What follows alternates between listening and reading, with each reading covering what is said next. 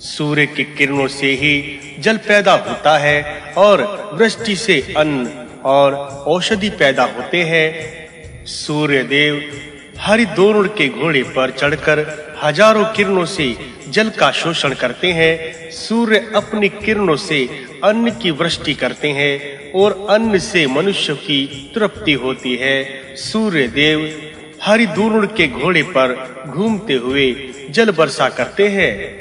वे इस तरह प्रलय काल तक सूर्य देव एक चक्के के रथ पर सवार होकर मंगलाकार बलवान घोड़ों पर चढ़कर आकाश में घूमते फिरते हैं। उनके छंद स्वरूप सातों घोड़े चक्के की तरह जुते हुए अपनी इच्छाधीन शरीर धारण करने वाले, मन की तरह बहुत तेज वाले तथा ब्रह्मवादी समर्थ हरि पत्नी पिंगल रंग के एक बार ही रथ में जोते गए हैं।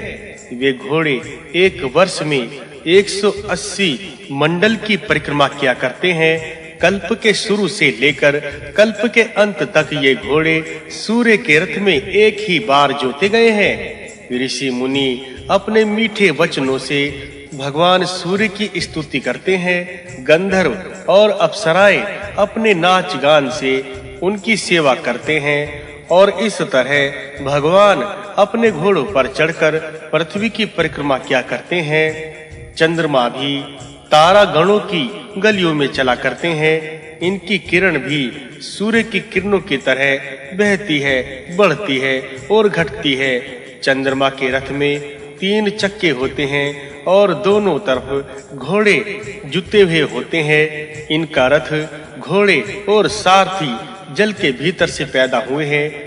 चंद्रमा के रथ में 100 अट्टाएं होती हैं, 3 चक्के होते हैं और उनके रथ में सफेद रंग के घोड़े जुते हुए होते हैं। इनके रथ में 10 घोड़े जुते हुए होते हैं। ये घोड़े भी सूर्य के घोड़े की तरह ही वेगवान तथा समृद्धशाल, समर्थ और कल्प के शुरू से अंत तक एक ही बार जोते गए हैं। चंद्रमा के रथ में जुते हुए सफेद रंग के घोड़े शंख के समान कांति चंद्रमा के रथ को आकाश में खींचते हैं। ययु, त्रिमना, वृष, राजीगुल, बाम, तुरुराय इस व्योमी और मृग इत्यादि चंद्रमा के घोड़े के नाम हैं। वे घोड़े चंद्रदेव के रथ को खींचते हैं।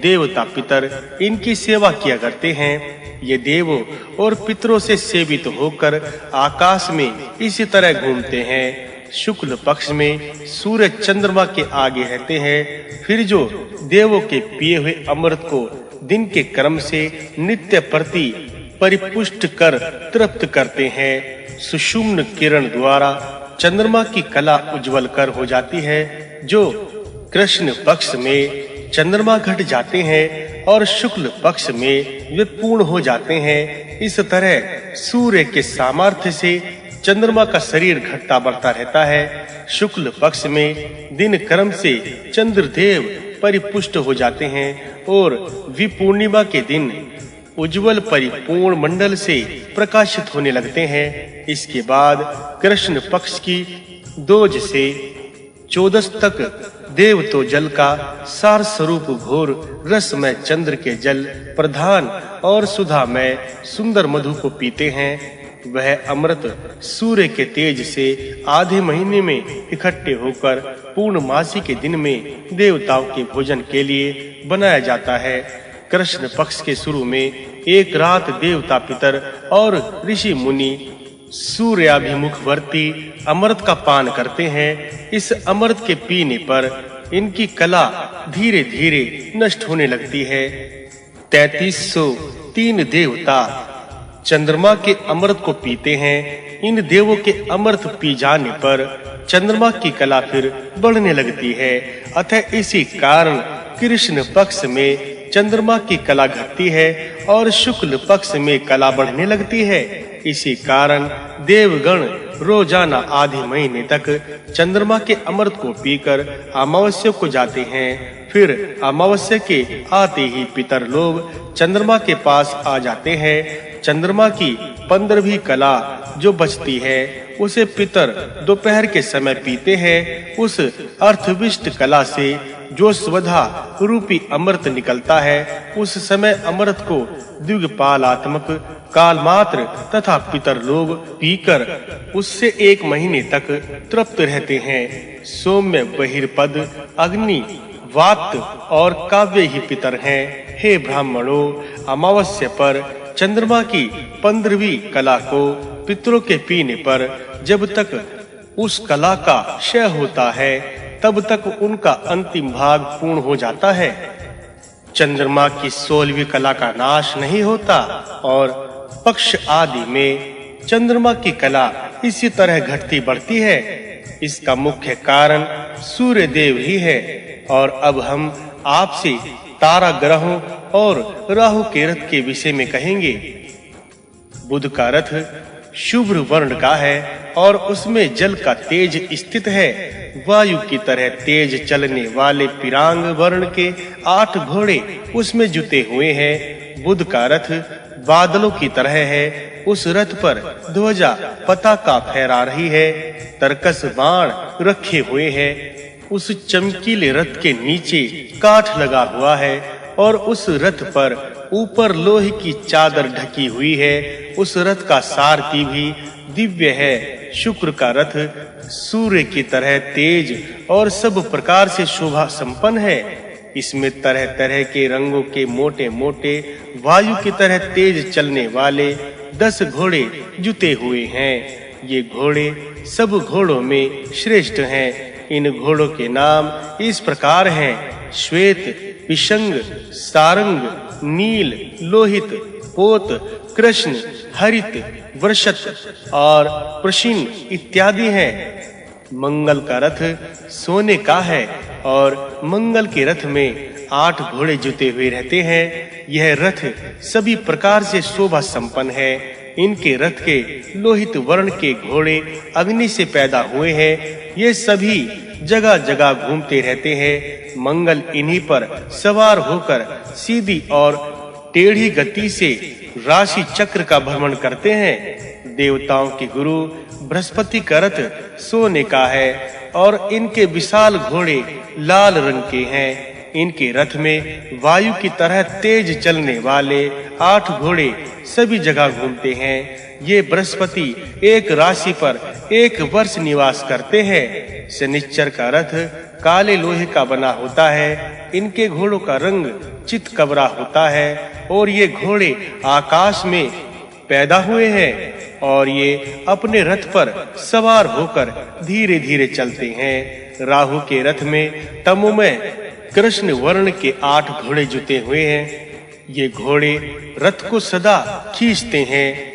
पर्व के दिनों में सूर्य मंडल से निकलकर चंद्र मंडल अंदर जाते हैं और केतु के रथ के घोड़े गधे के रंग की तरह धूसर वर्ण के चितकबरे और धान के भूसे के धुएं की तरह और वायु की तरह तेज चलने वाले 64 घोड़े जुते हुए हैं। ये सभी वायु किरणों द्वारा ध्रुव से संलग्न है। आकाश में जितने तारे हैं उतनी ही वायु की किरणें हैं। वायु द्वारा आपद ज्योति मंडल का सब जगह घूमता रहता है। रात में ध्रुव तारा को देखने से दिन भर का किया हुआ सभी पाप नष्ट हो जाता है। आकाश में जितने तारे उस ज्योति मंडल में हैं उतने वर्षों तक ध्रुव को देखने वाला जीवित रहता है। यह शिशुमार सब काल में एक सा ही रहता है। ध्रुव की निचली ठुड्डी उत्तान पाद है। यज्ञ घट धर्म है। मस्तक है। नारायण हृदय है। अश्वनी कुमार 2 पाद हैं।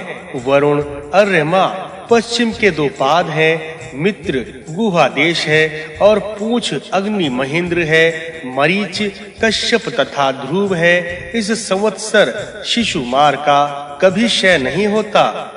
ग्रह ताराओं के साथ चंद्रमा, सूर्य आकाश में नीचे या ऊपर मुंह करके मंडला आकार में स्थित हैं। ये सभी ध्रुव द्वारा धारण किए गए हैं और ये सभी ध्रुव की परिक्रमा किया करते हैं। अग्नि और कश्यपों में ध्रुव ही श्रेष्ठ है। यही एक ध्रुव मेरु पर्वत के मस्तक पर अधोमुख होकर मेरु को देखते हुए घूमते हैं और इनके साथ ही साथ ज्योति मंडल आकाश को भी चमकाते रहते हैं। वायु पुराण का 52वां अध्याय संपूर्ण। वायु पुराण का 53वां अध्याय प्रारंभ। ज्योति सन्निवेश। ऋषि बोले, आपने जो इसको देवताओं के प्रसिद्ध ग्रहों की कथा सुनाई है, वे ग्रह कैसे हैं और उनकी प्रतिभा कैसी है? अब आप हमको इन सब के विषय में बताइए। ऋषियों के इस प्रकार मीठे वचनों को सुनकर एकाग्रचित होकर सूत जी कहने लगे, इसके विषय में जैसा कि विद्वानों ने कहा है, उसी के अनुसार हम भी आपको सुनाना चाहते हैं। हम आपको चंद्रमा और सूर्य के घर से पहले अग्नि के विषय में बताना चाहते हैं। अग्नि 3 तरह की होती है, दिव्य, भौतिक और पार्थिव। प्रब्रह्मा ब्रह्म जी की रात्रि के बीत जाने पर जब नेश अंधकार से ढका हुआ कहीं पर भी कोई नहीं, तब केवल 4 भूत ही स्थित थे।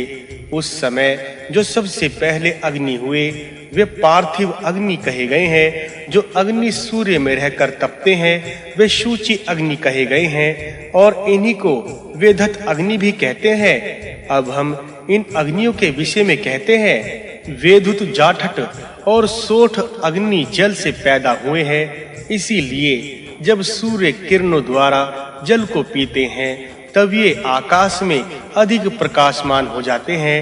वेदत अग्नि अगर वृक्ष में चले जाते हैं तो वे पानी से बुझते हैं। उसी तरह मनुष्य के पेट में जो अग्निदेव हैं वे भी पानी से नहीं बुझते हैं।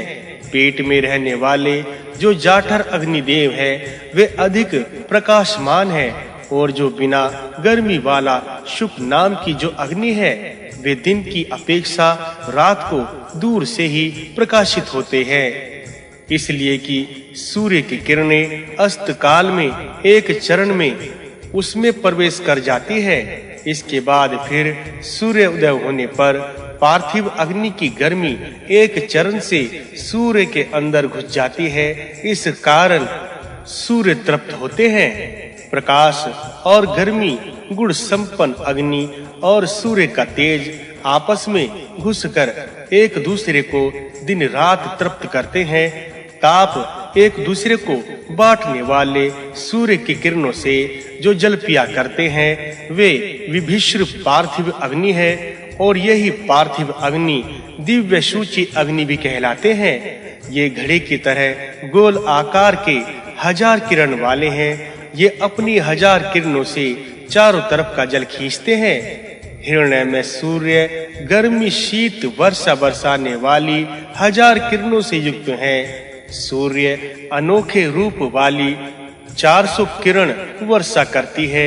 इन सभी वर्षा करने वाली किरणों के ये नाम है वंदन, वंध, रतन, नूतन और अमृत नाम से प्रसिद्ध हैं। सूर्य की 300 शीतल किरणें हैं जिनसे शीत पड़ता है।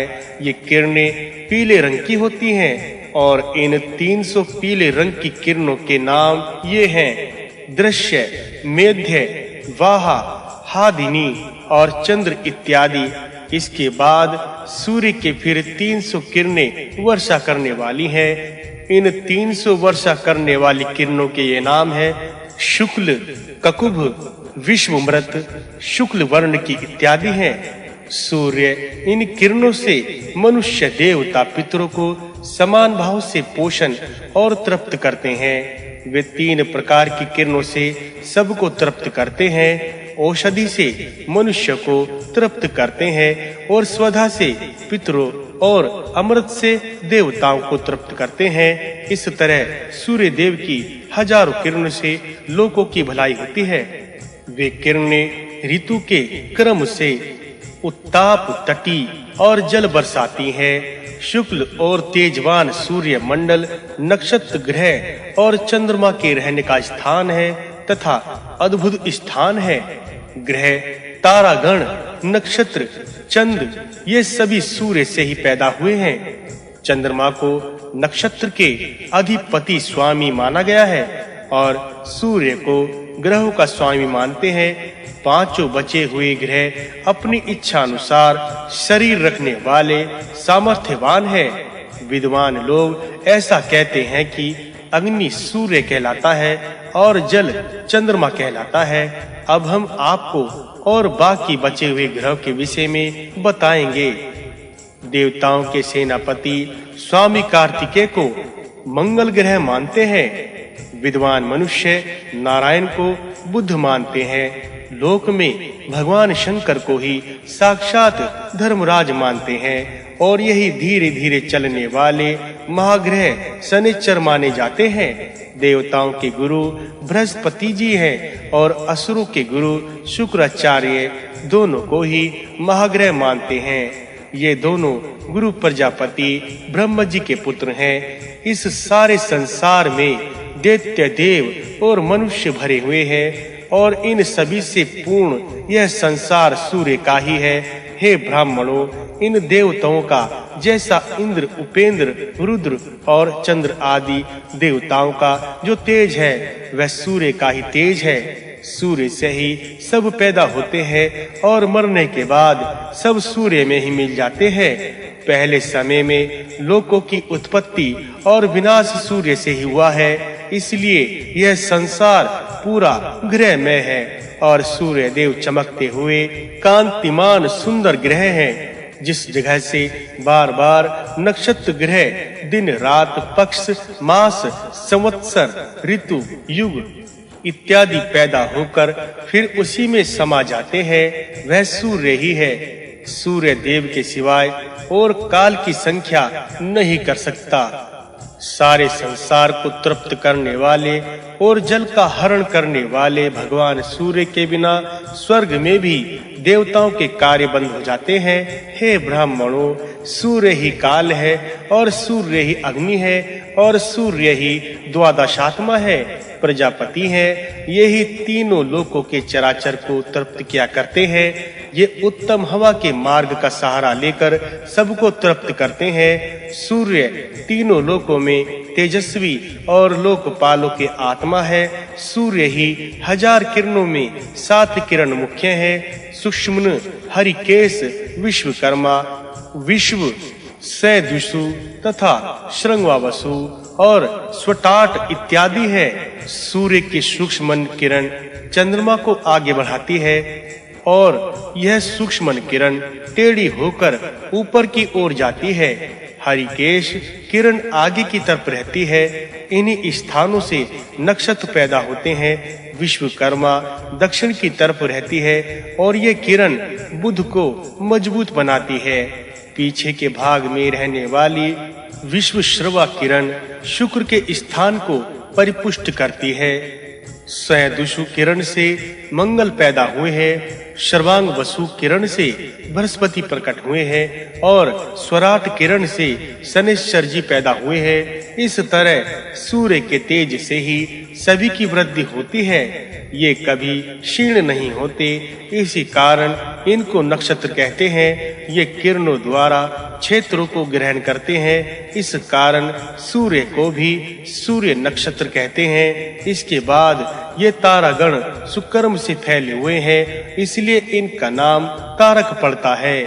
दिव्य, पार्थिव और रात्रि संबंधी सभी अंधकार को दूर करने के कारण महान तेजस्वी का नाम सूर्य पड़ा है। सूर्य और चंद्रमा का मंडल आकाश में स्थित है। उन मंडलों में चंद्रमा का मंडल जल प्रधान कहा गया है और सूर्य मंडल का तेज प्रधान उज्ज्वलाकार कहा गया है। सभी मनवंतरों में देवता नक्षत्र और ग्रहों के साथ यहाँ पर रहते हैं, इसीलिए ये देव ग्रह कहे जाते हैं। जो जिस घर में रहते हैं वही उसका नाम होता है। जैसे सूर्य देव सूर्य स्थान में रहते हैं और चंद्रमा सोम स्थान में रहते हैं, शुक्र शोक्र स्थान में रहते हैं जैसे शुक्रदेव की 16 किरणें हैं। ये महान तेजस्वी माने जाते हैं। मंगल लोहित स्थान में रहते हैं। बृहस्पति जी बृहत स्थान में रहते हैं और शनिश्चर देव शनिश्चर स्थान में रहते हैं। वे सभी स्थान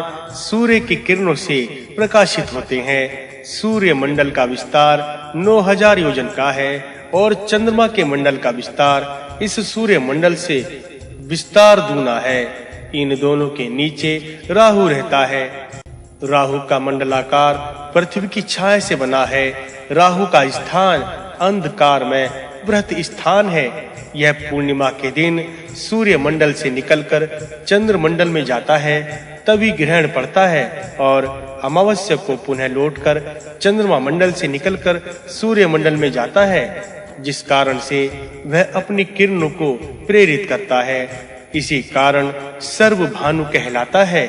शुक्र चंद्रमा का 16वां भाग है। गुरु शुक्र से 1/4 छोटा है और विस्तार मंडल में 1 योजन बड़ा है। पुनः शनि और भौम 1 चरण कम है। जो तारा नक्षत्र आदि स्थूल आकार देखे जाते हैं, उनका विस्तार मंडल प्राय बुध के समान है। ये नक्षत्र आदि प्रायशः चंद्रमा के निकट में ही हैं। तारे नक्षत्रादि परस्पर 2, 3, 4, 500 योजन के व्यवधान पर स्थित है। हम में कोई छोटा और कोई बड़ा है। शनि, गुरु और मंगल सभी ग्रहों के ऊपर धीरे-धीरे विचरण करते हैं। इनकी गति टेढ़ी मेढ़ी है। इनके नीचे सूर्य, सोम, बुध और शुक्र है, जो तेज चलने वाले हैं। वास्तव में सत्य है यही कि जितने तारे हैं उतने ही नक्षत्र हैं। पुण्य आत्मा ग्रहों के सब ज्योति स्वरूप घर हैं। ब्रह्मा ने कल्प के आदि में इन स्थानों का निर्माण किया है। ये सब प्रलय काल तक वर्तमान रहते हैं। यह स्थान बारंबार होते हैं और नष्ट हो जाते हैं। सभी मनवंतरों में ये अभिमानी देवों के साथ वर्तमान रहते हैं। सहस्त्र किरण वाले विवस्वान का स्थान अग्नि में है, शुक्ल वर्ण में है और 1000 किरण वाले चंद्रमा का भी स्थान शुक्ल वर्ण का है, लेकिन जल में है। 5 किरण वाले बुध का स्थान कष्ट वर्ण और जल में है। 16 किरण वाले शुक्र का भी स्थान जल में है। 9 किरण वाले मंगल का रंग लाल और जल में है। 8 किरण वाले शनि है। बृहस्पति राहु का स्थान जीव जंतुओं को कष्टकारक और तमोमय है। इसके बाद जो तारे हैं वे सब 1 किरण वाले हैं। उनका स्थान जल में है। ये तार पवित्र कीर्तिमान पुरुषों के आश्रम है। शुक्ल वर्ण के ये हैं। ये कल्प के आदि में विधाता ने दोक्त विधान से निर्मित किए हैं। ये बहुत दूर हैं, पर किरणों द्वारा शीघ्र दिखने लगते हैं। सूर्य जब नागवीथि में दक्षिणायन होकर चलने लगते हैं, तब ये भूमि लेखा द्वारा ढक जाता है एवं अमावस्या और पूर्णिमा में नहीं दिखते। इनका अस्त भी शीघ्र हो जाता है। चंद्रमा के उत्तरायण में ये और दिखते हैं, किंतु दक्षिणायन में कभी ये दिखाई देते हैं और कभी नहीं दिखाई देते। नक्षत्रों की चाल के अनुसार सूर्य चंद्र दोनों जब विषुवत रेखा पर होते हैं, तब दोनों का अस्त और उदय समान काल में ही होता है। सूर्य देव जब दक्षिण देश में गमन करते हैं, तब वे सब ग्रहों से नीचे चलते हैं। उस समय चंद्रमा सूर्य के ऊपर अपने मंडल का विस्तार करके घूमते हैं। नक्षत्र मंडल चंद्रमा से और ऊपर विचरण करते हैं। नक्षत्र से ऊपर बुध, बुध से ऊपर गुरु, गुरु से ऊपर शनि, शनि से ऊपर सप्तर्षि मंडल है और उसके ऊपर ध्रुव है। तारे और ग्रह का अंतर ऊपर की ओर क्रमश है 2 लाख योजन है। इस प्रकार हमने ग्रह, नक्षत्र, पृथ्वी, ज्योतिषी, द्वीप, सागर, पर्वत, वर्ष, नदी और निवासियों का वर्णन किया है।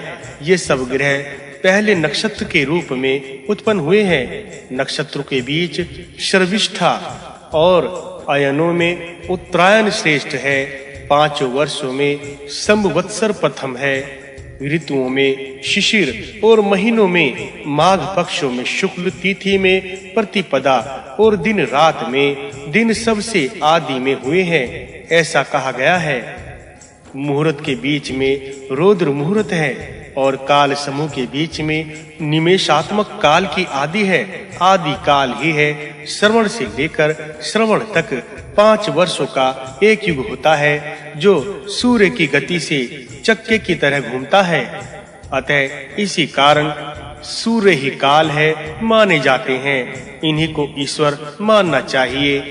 यही चारों तरस की चराचरों के बनाने वाले तथा बिगाड़ने वाले हैं। ईश्वर ने इस तरह लौकिक व्यवहार को मजबूत करने के लिए ज्योतिष चक्र को बनाया है।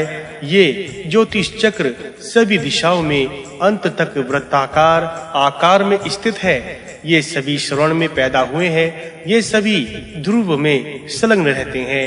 यह ज्योतिषी चक्र विश्व रूपी का प्रकृति का एक अनोखा विपरिमाण है। ज्योतिर्मंडल का कोई भी मनुष्य चर्म चक्षु से देखकर ठीक वर्णन नहीं कर सकता। इसलिए विद्वान मनुष्य शास्त्र अनुमान और प्रत्यक्ष एवं उत्पत्ति के द्वारा सोच समझकर इनसे भक्ति और सेवा करनी चाहिए।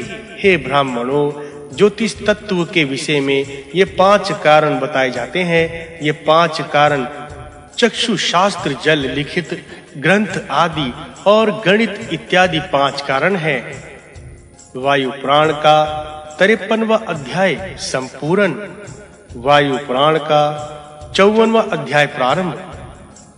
नीलकंठ भगवान की स्तुति। ऋषि बोले, हे पवित्र बुद्धि वाले सूत जी, अब आप हमको इनके विषय में अच्छी तरह से समझाकर सुनाइए। ब्रह्मा पुरोगामियों का पवित्र उत्तम व्याख्यान का किस देश और किस काल में वर्णन हुआ है, उसे आप हमें बताइए।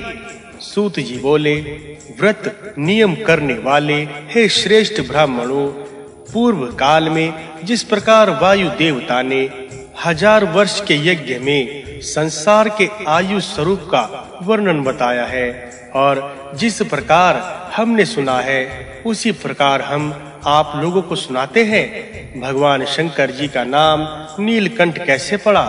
पर्वतराज हिमालय के उत्तर शिखर पर सरोवर नदी के तीर्थ, देव मंदिर, कंदरा, उपवन, गिरि शिखर इत्यादि हैं। इन स्थानों में उत्तम व्रत करने वाले देवताओं के भक्त श्रेष्ठ ऋषि मुनि विधि पूर्वक भगवान शंकर जी की स्तुति किया करते हैं।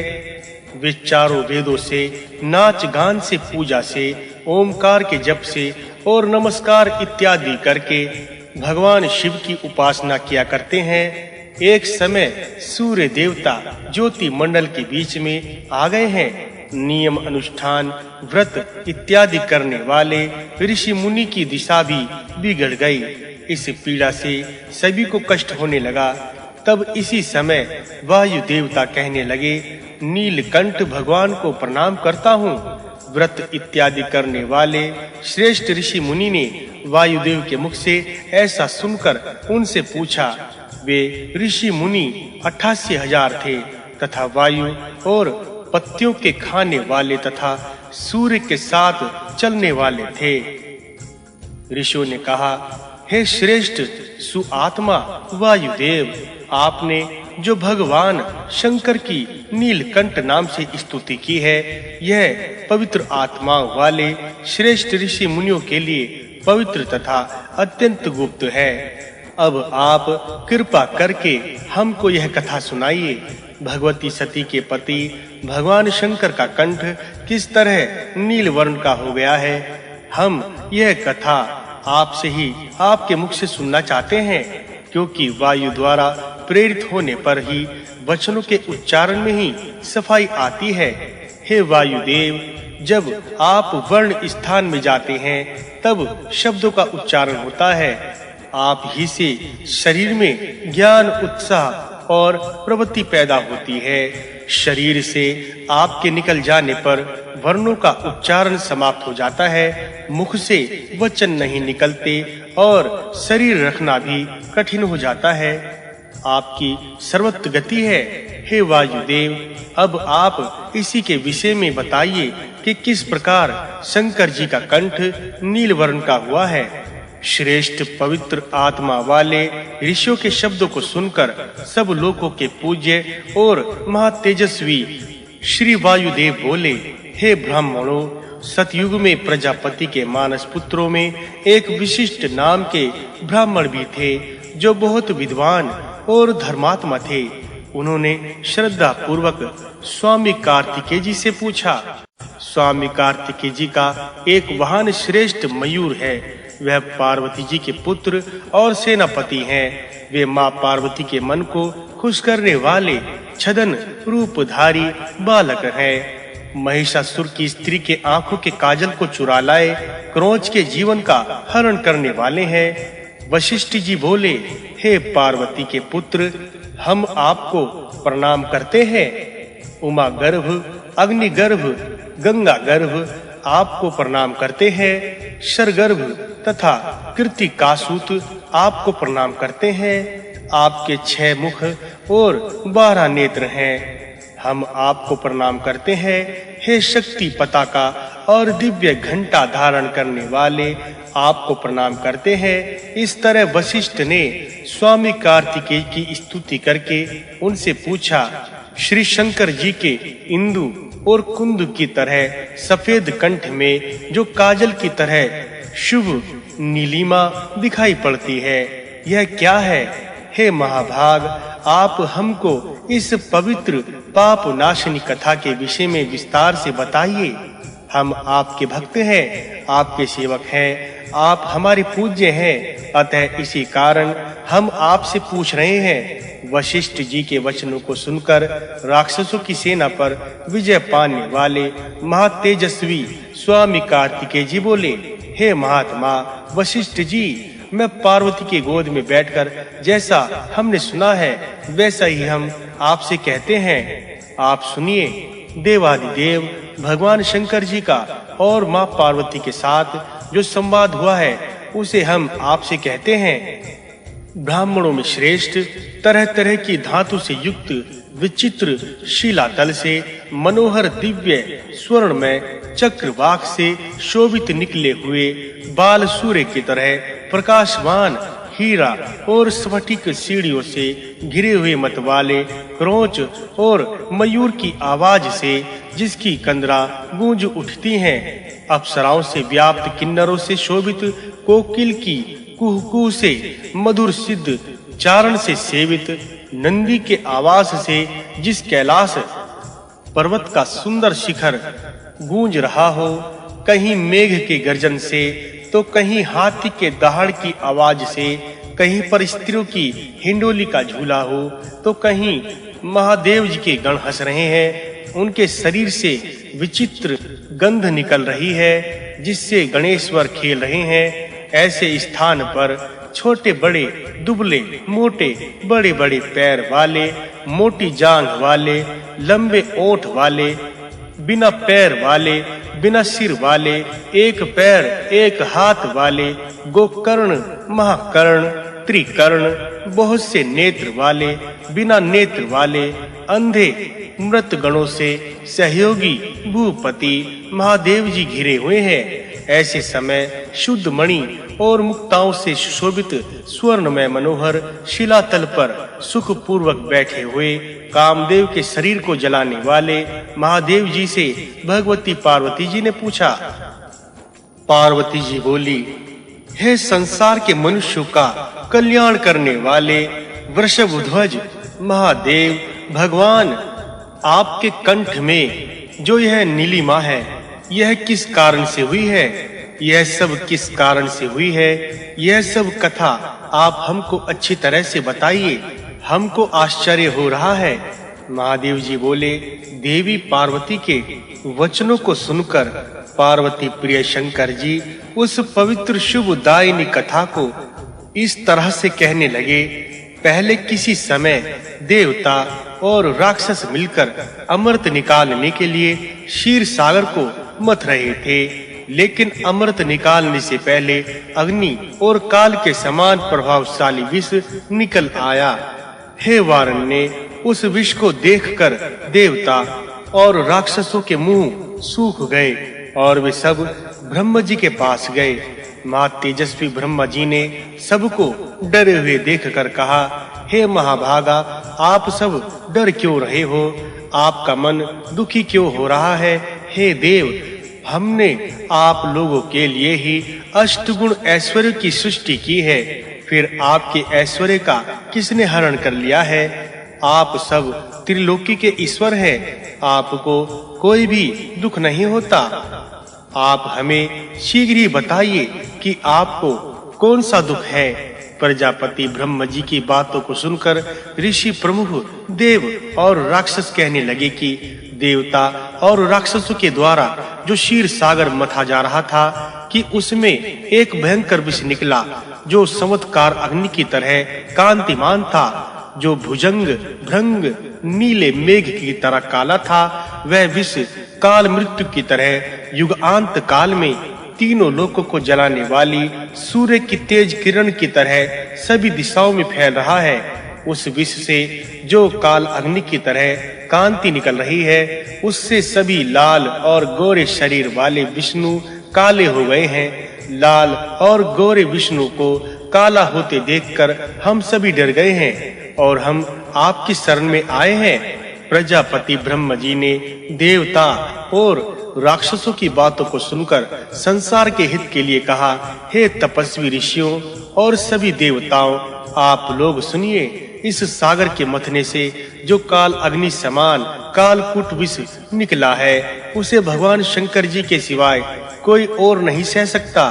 भगवान विष्णु जी भी उससे काले हो गए हैं। उस विष के तेज को हम भी नहीं सह सकते। यह कहकर पदायोनी प्रजापति ब्रह्म जी ने आयोनी होने पर भी भगवान शंकर जी की स्तुति करने लगे। हे अनेक नेत्र वाले विरूपाक्ष, हे त्रिनयन, हे पिनाक और हे वज्र धारण करने वाले, आपको नमस्कार है। हे त्रिलोके नाथ भूपति, आप देवताओं के शत्रुओं का नाश करने वाले हैं। आप ब्रह्मा विष्णु और रुद्र हैं। सांख्य योग और भूत ग्राम आप ही से बना है। हम आपको प्रणाम करते हैं। आप त्रिपुरारी हैं, वंदनीय माताओं के पति, बुद्धू शुद्ध कपाली, कराल शंकर, विरूप कमल धारण करने वाले, तीनों लोकों के विधाता चंद्रमा वरुण आप ही हैं। हे आपको नमस्कार है प्रभु।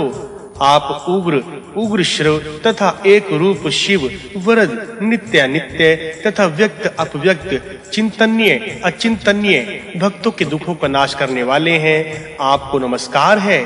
आप उमा प्रिय है, दिग्वस्त्र, शिखंडी और अनेक तरह के गुणों से सुशोभित है।